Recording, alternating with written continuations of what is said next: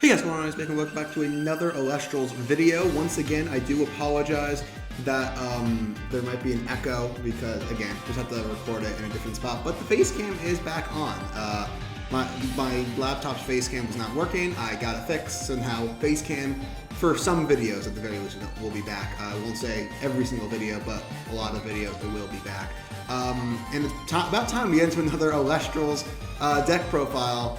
First one for Daybreak, and it's a bit of an interesting one because it's technically speaking a Moonrise. I always forget the name of that set 4. Is it Moonrise? I keep forgetting. But it's basically a deck for there, but it's available to us now due to the fact that Shattered Stars introduced a lot more lunar support. Now I will say there is one change I would make to this deck that I just completely forgot about, and I would in fact do. We'll get there when we get there, but you can see the entire deck in front of you, but I will take this card by card so you guys can see. So without further ado, let's get straight into the video. So first things first is Drakking. So the entire reason I decided to actually make this deck profile is because if you guys missed it, go to the community tab on this channel and you guys will see I actually managed out of my Shattered Stars to pull 2 reverse stellar Drakking. I don't know how, but I was like, well, I have them. I have to make this. I have to make this deck now. So I was like, sure, yeah, why not? And so there is 2 copies of Drakking. Drakking has the effect where when it destroys an opponent's Elestral in battle, you can special cast that Elestral to your field using lunar or water only. And while you control that Elestral, the Drakking, cannot be targeted for attacks. It's not too bad for anyone that comes from like a Yu-Gi-Oh standpoint. It's very similar to Goyo Guardian, in the sense that it summons another body to your field. It's a little worse than Goyo Guardian in my opinion, just because it has only 7 attack, so it can't get over like everything, but it can get over a lot of 1-drop Elestrals and just steal them so that you have somewhat additional bodies. The issue I would say with Drakking now is the fact that Drakking doesn't really it doesn't close out a game, realistically.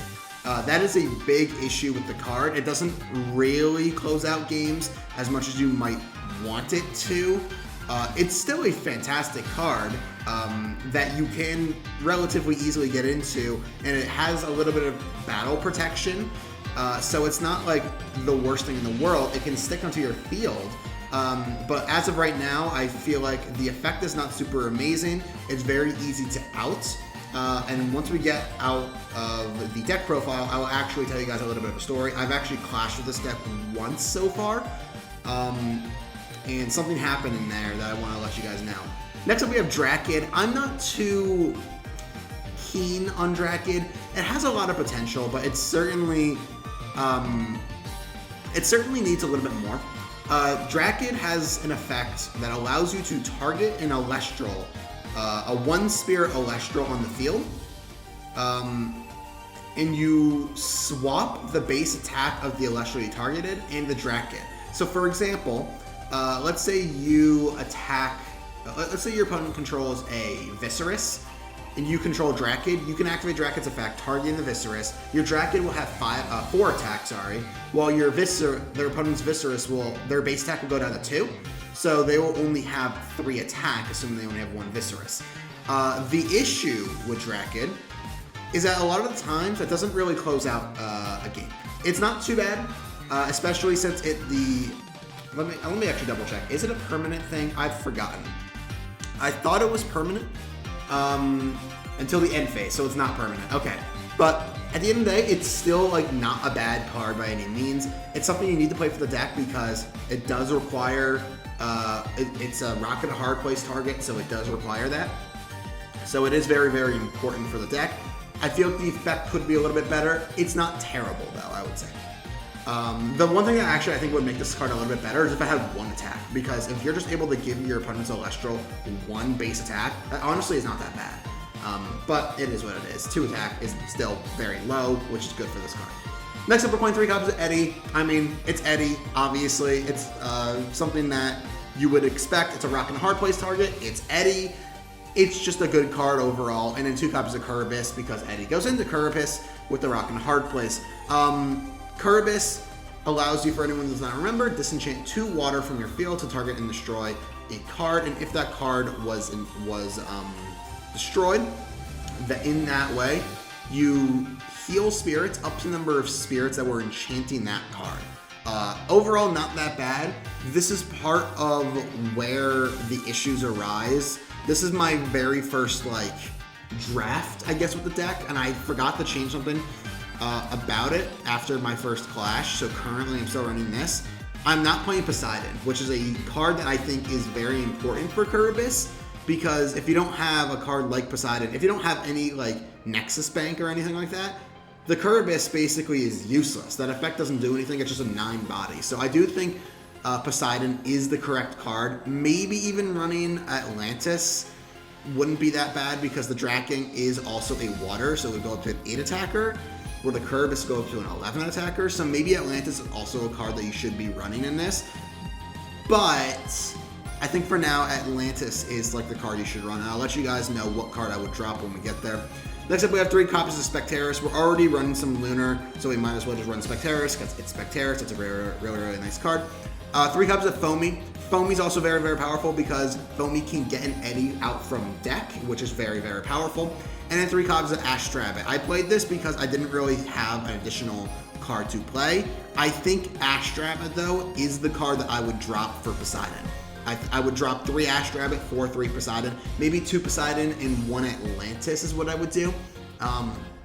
But at the very least, I don't believe Astrabbit is a crazy powerful card a lot of the time. Astrabbit nowadays is losing a lot of prowess because the deck space is getting just so much more tighter. And I think it is the card that you should cut, especially since the runes of your deck have gotten exceptionally tighter. We're dropping some runes now, obviously. Gorgon's Gates and PTA have risen to be the 2 best counter runes in the game. Maybe you could argue Altar, but not every deck uses Altar. And Tsunami is also losing a lot of prowess because we're expecting water to be a very viable strategy in the upcoming meta. So Tsunami is also losing a ton of value there. So Astrabbit doesn't really feel... Astrabbit feels like the correct card to drop for the Poseidons. So that's why I think Astrabbit is the correct card to drop. Next up, we are playing 3 copies of Rock and a Hard Place.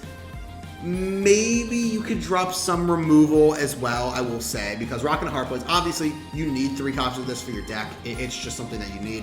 But it itself is also removal. And then, as you see later on down the line, we are playing Resting on Your Laurels and Earthquake in this deck. You could also technically drop those as well, because you already have Rock and a Hard Place for some removal, where Resting on Your Laurels and Earthquake are only Elestral removal. While Rock and a Hard Place is Elestral or Rune removal. It's just your opponent gets to decide which one it is. However, the issue I have with Rock and a Hard Place, obviously it's necessary for this deck, right? The issue is that there is no guarantee that your opponent is going to have at least 1 Rune and at least 1 Elestral on your field. And the fact that they also get to choose what card gets popped, they can just pop the card that is less problematic. For these sort of situations. So, for example, I'll actually let you guys know this right now. In that one clash, my opponent had a Viscerus in a face-down rune that I didn't know what it was. And I activated Rock on a Hard Place when I had a Drakkid or an Eddy up, right? And I targeted their Viscerus in their back row. And they decided to pop the Viscerus because I had used the Drakkid's effect in order to swap its attack. So it was down to 3 attack. It was very, very useless. And they knew that I was going to get a Drakking out anyway, so they didn't want me to special cast that Viscerus to my field, because it would just be a 5 body again that they would have to actually end up dealing with. That wouldn't be able to be Tsunami because I was just enchanted with the water. And as a result, they elected to pop the Viscerus and keep the back row. The back row ended up being a PTA, which they used to pop the Drakking, and then the very next turn, they activated an Earthquake to pop the Kurabyss. So it wasn't like good at all. It did burn them for a lot of spirits because they were defenseless. I hit them for 4. They used the PTA, which was an additional 3, so that was 11, and then they used 2 copies of Earthquake in order to, they used a copy of Earthquake to blow up the Kurabyss. It was a total of 13 spirits at the end that I'm actually having to waste. The issue with it, though, is the fact that this deck, I'll explain that in a bit. We'll just continue on with the deck. So, Gorgon's Gaze, PTA, those are just like obvious 3 ofs. Maybe you could technically drop a PTA. Gorgon's is obviously a 3 of in every single deck. PTA is starting to take over Shield and Tsunami because it's a card that you can activate as soon as an Elestral hits the field rather than having to wait for like an attack to come through. 2 copies of Shield. We are playing 2 Tsunami because we are playing Water. I feel like I should drop this for 2 Alter if I do end up playing the Poseidons. And I think if I were to do that, I would probably drop the Earthquakes as well because the Spirit deck is very, very tight in my opinion. And you just realistically want a lot of Water and Lunar. So I think I would actually drop the Astrabbits. Actually, wait, what am I talking about? You wouldn't need to drop the Earthquakes for that. I'm stupid. You wouldn't. You would drop the Tsunamis for the Altar. You would not need to drop the Earthquakes. However, another thing that you could do, and we'll just finish it out actually. 3 Ambrosia. It's Ambrosia. And then 3 Resting and 2 EQ. This is pretty much standard in a lot of decks nowadays. The removal aspect right now of Daybreak is going to be very, very powerful. So playing at least 5 copies of removal is very, very powerful. Some people might elect to play Boombat. I'm electing to just play Resting because it's generic. It's a Omni.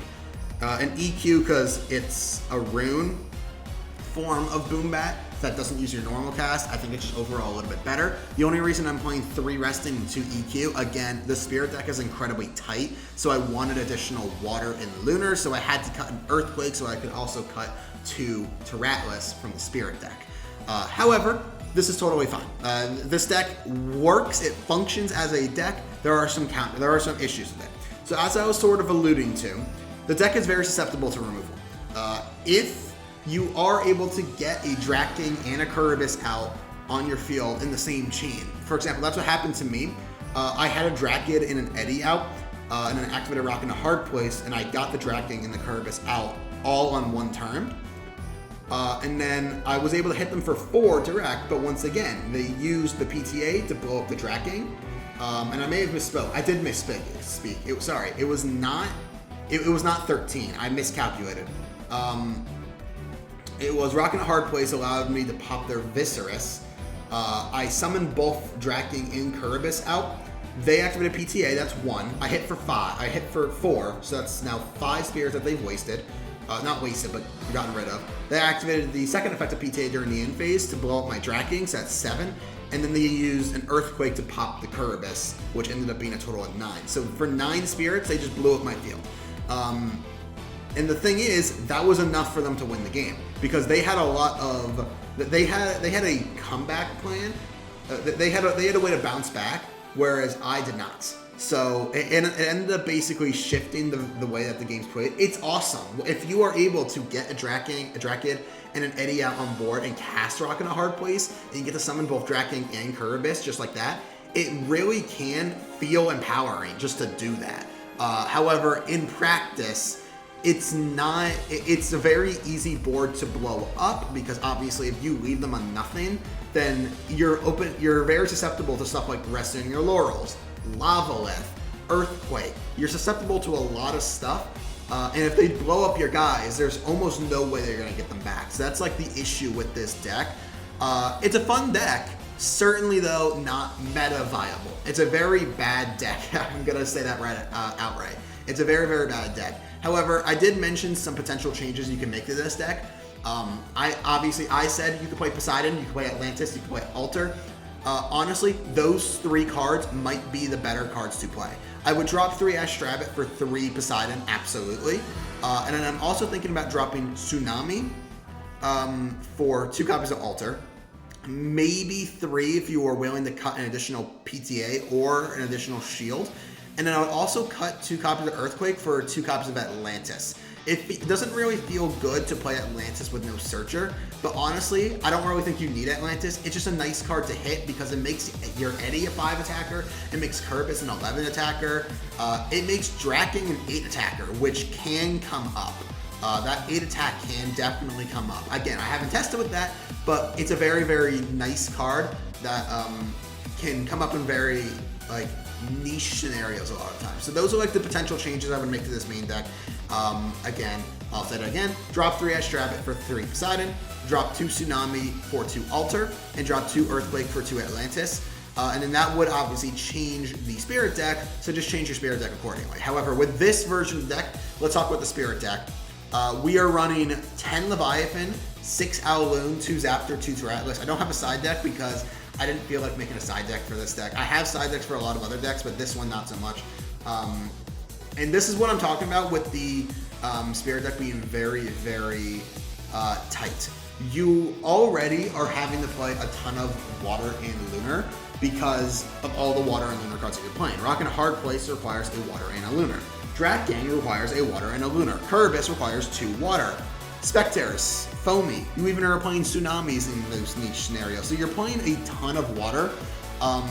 But in my experience, 10 was a very small amount. Because you also have to keep in mind, you're not just playing your spirits for like, you are using your spirits to cast your cards, but if you ever take damage, that is a big hit in this deck because you are really losing out on a lot of real estate. So I think the correct way to actually do this, 6 Owloon did not feel that bad. I might bump that up to 7. 7 might be the correct number. If you do go down the route of dropping Ash Rabbit, dropping Earthquake, you obviously would not need Zaptors and Tyrantaluses anymore. I think what I would do is 13 Leviathan, 7 Owloon. That to me feels a lot better. And a lot of times, the Zaptors and Tyrantaluses, I don't think I ever hit Ash Rabbit in this game. It just made the Zaptors completely useless. It was not a very good, and also I will disclose I was playing against a Wasp Spivey deck, so certainly not probably like the best deck in the format, but definitely a contender for some potential cool decks to be like really, really good. But that's sort of how this deck actually functions. I don't think it's meta viable, but I do believe it's a very fun deck. If you did pick up Shattered Stars, definitely try to play around with this deck. Play around the Drakkings, the Drakkids, the Kurabysses. You should have also gotten Spectaruses, so that's also very, very nice. The Kurabyss you also should have gotten just from the Chronodial starter. The rest of these cards may be a little bit harder to pick up, especially Resting, which did not get reprinted in any of these starter decks. It's only available in Imperilot and Pantera. So Resting and Laurels is still, and I guess technically Shattered Stars as well for the month of Wind. But certainly there's a lot that needs to be taken into account with a lot of these cards. But the deck is fun, the deck is cool, it just currently is not very viable. But that's going to do it for this video, guys. I hope you did enjoy. If you did, make sure to stop, like, button, and subscribe for more. Hope to see all you guys in the next video, and goodbye.